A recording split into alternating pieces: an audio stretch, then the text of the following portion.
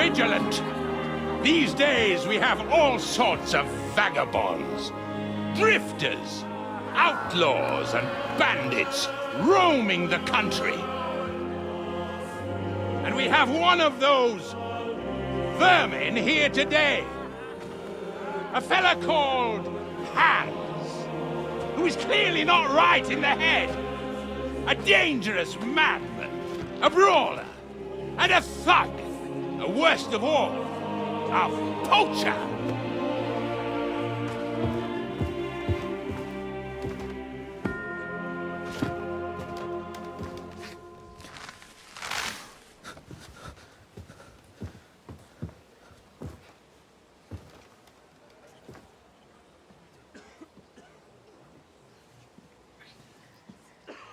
And so, for the damages he caused to our dear Lord Otto von Berghoff, he is sentenced to be hanged by the neck until dead!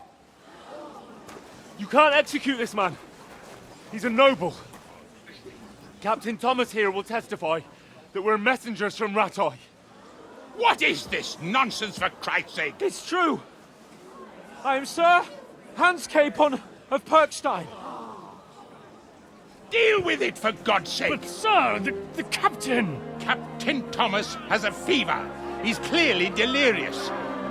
Seize them immediately. You can't do this! I am a nobleman, do you hear? A noble! Get your hands off me! You can't do this!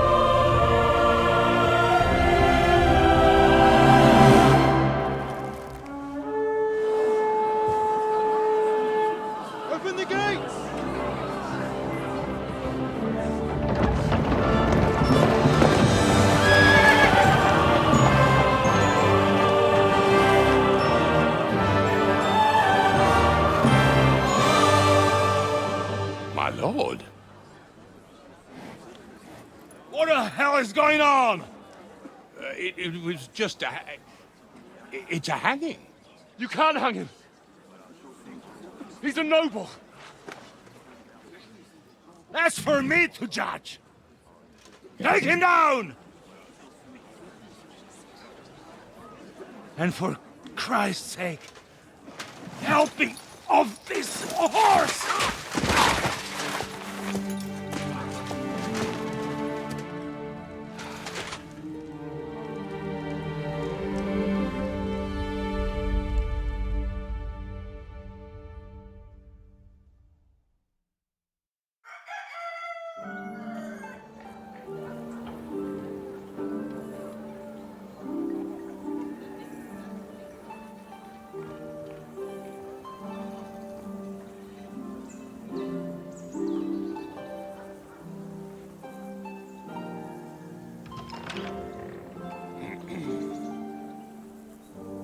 You may enter.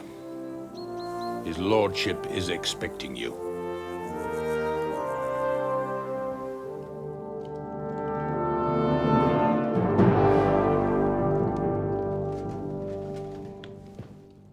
So,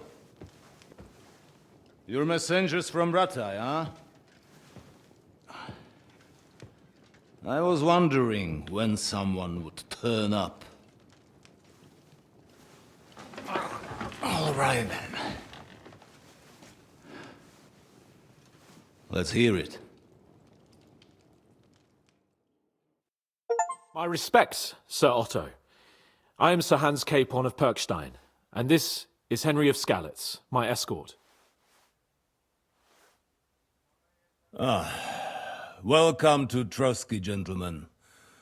I'd greet you standing up as befits, but I'm glad I can even sit at the moment.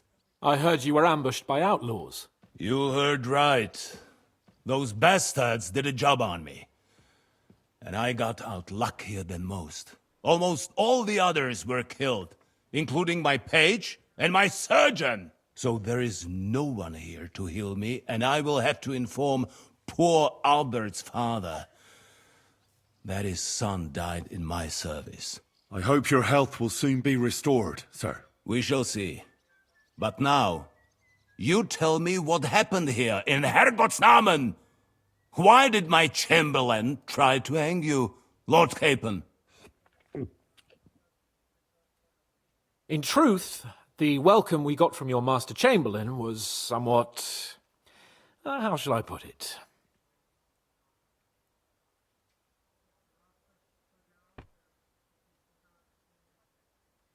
Well, it was somewhat unexpected. I must say, it was the first time I had a noose around my neck, and it wasn't the most pleasant experience. Please, accept my apologies, sir. And that of my chamberlain, too. Is that not so, Ulrich? I must say in his defense that he had my orders not to admit anyone to the castle, and to be cautious. I understand, sir. At home, some bandits got into Tamberg by subterfuge, and it cost us a lot of effort to reconquer it. I'm glad you understand. Anyway, let us leave this misunderstanding aside and get to the point. As far as I'm aware, Ratai showed no interest in negotiations before, either with me or with the League of Lords. True. Our houses have thus far stood on opposite sides. I should say so. Attacking Brno and Jihlava together with that renegade Sokol of Lemberg hardly inspired our sympathy.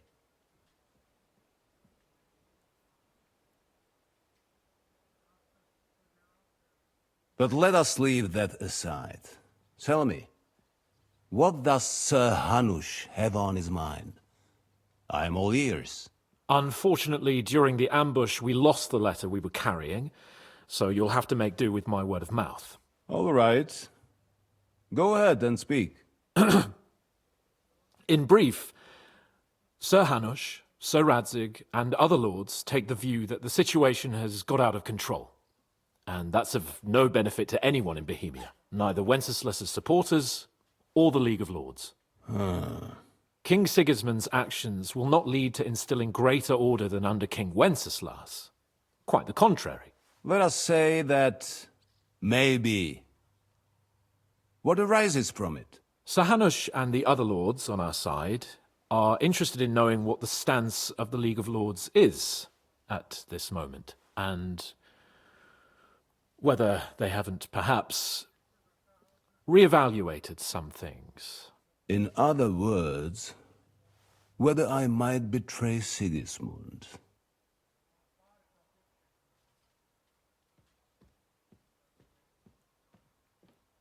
I wouldn't be so bold as to suggest that, sir. We are merely interested in whether you would sit down at the negotiating table with us. It's necessary to discuss the future of the kingdom, whether it's to be a common one or not. The future is still a long way off for me, Lord Capon. Nonetheless, Sir Hanush and Sir Radzig are right. There is disorder and anarchy in the land. Bandits riding roughshod all over. As we all know, to our cost. We've had plenty of experience of that at home too, sir. Only a short time ago we had to deal with a similar band. Then you will surely understand that before I begin debating who would be the better king, I must sweep my own doorstep. Only I'm damned if I know how to do that, since those bastards have wiped out half of my garrison, including my captain. If I may be so bold, sir, you're not the only one. We also have a score to settle with them, so Henry and I will gladly help you. Is that so? Now that is what I call the words of a knight, Sir Hans. Right now, we've got a common enemy. So we have common interests, too. So then, sir, may we be of assistance to you? Indeed you may. Perhaps in the end we may really find some common ground.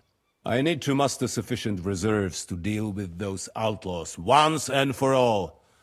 I'm summoning my vassals here to Trotsky. And since I don't have many men left to send as messengers, I will gladly accept your help. Just say the word, sir. Where should we go? You'll go to Nebakov, a small castle, or rather a fortress among the cliffs. The omen there Jaromir Nebak is an old hardhat and may not be very willing to fulfill his obligations. It would be useful if an eloquent noble like yourself visited him to explain him clearly why I need his whole garrison.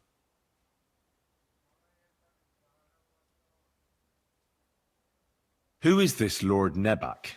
The lord of a smaller house with not much in the way of estates, just a fortress and lands, but he also owns a mill that provides a significant part of his income. His children are grown up.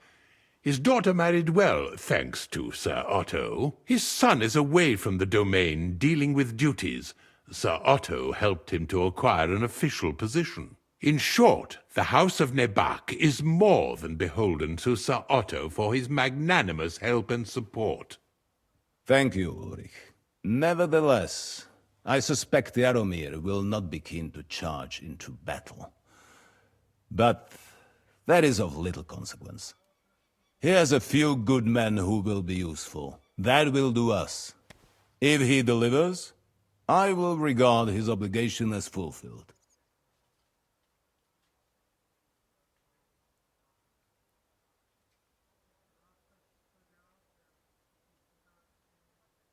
Is that all, sir? It's no simple task. Knowing Jaromir, if I sent a common messenger, he'd come back with a boot print on his backside. Dealing with the lower nobility can be tricky. They tend to be fixated on their own somewhat fragile status.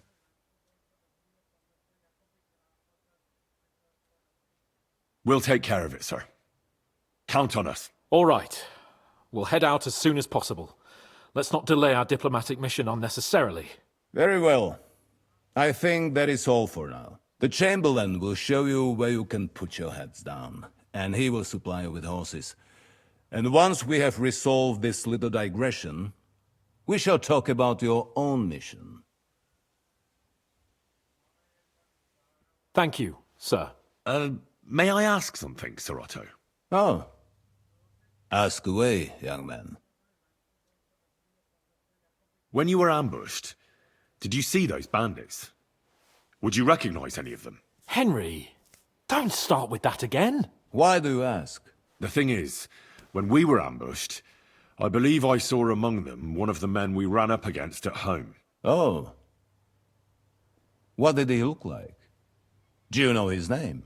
He's called Istvan Toth, a Hungarian noble.